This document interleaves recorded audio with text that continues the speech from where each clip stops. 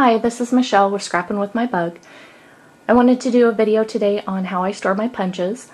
A lot of people love to see how other people organize their rooms, and this is the solution that I came up with that works best for me. So if you like my idea, you're welcome to use it, and I will post all of the measurements and everything that I use on my website. What I did was I have seen many videos using the curtain rods behind the door, and I think that is an awesome idea. Whoever thought of that is pure genius, because it works so well and you can see everything, and when you see what you have, you actually use what you have. Well, that's my case anyway. So I bought all these curtain rods, all excited. I got a new scrapbooking room. I was, detailing out where I'm going to put what when my husband was painting my room. And I got these curtain rods out, and I was telling him, hey, I'm going to put them, back behind here. And he flipped out because each curtain rod has 4 screws, and I wanted at least 5 or more curtain rods so I could hold my punches and expand my punch selection. He flipped out because if there's 5 rods that I want up there, 4 screws per rod, that's 20 holes in his wall. And let's just say he wasn't too happy. So I needed to come up with a solution that works for me and works for him. So what I did was I went to Home Depot and I bought a pegboard. Let me show you. It comes in a huge sheet for, I think it was around $16. And everything that I do or make or buy, I have to make double because I got my aunt into scrapbooking. And when I was telling her about this idea, she's like, oh, I gotta have one too. So what I did was I cut 2 of these actually, I didn't cut them. The man at Home Depot cut them. He was very nice and no problem. He didn't splinter the wood or anything, so he did a great job.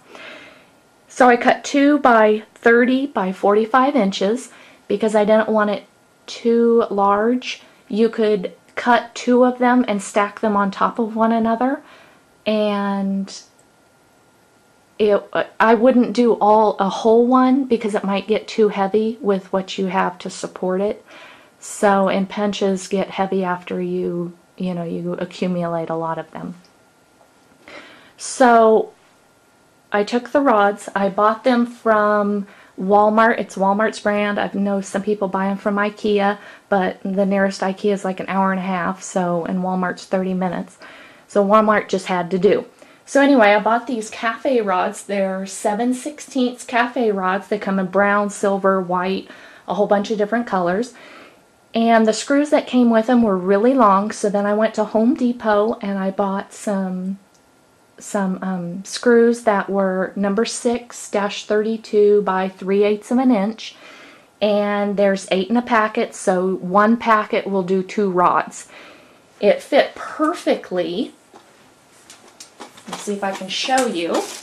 It fit perfectly with this. They weren't too long. I don't know if you can see that. There you go. That way it won't hit the wall. I also put these on for my husband's peace of mind, probably. But they are felt pads that are used on the bottom of the table, bottom of chairs. I put those on so that way it'll cushion the wall, and it also sticks out some so the screws won't scratch up the paint on the wall. So he was happy, I was happy. We're all happy. I also wanted to show you this, if we can get a picture of it. This is what I used. There we go. That's the cafe rod, and there are the the screws and the washers that I used.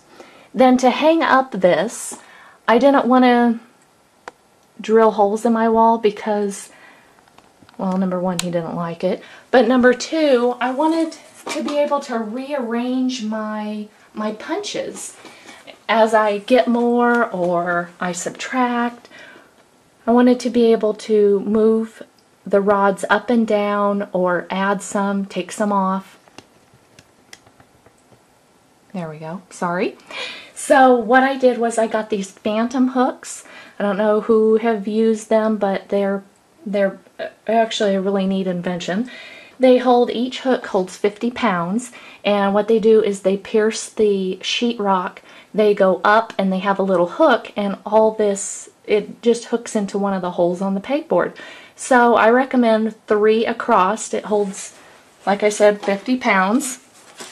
If you can get a, let's get a shot of the phantom hooks. They look like that, and they work perfectly. So that's how I do it. If you have any questions, feel free to email me at michelle@scrappinwithmybug.com. And I hope you have a wonderful day.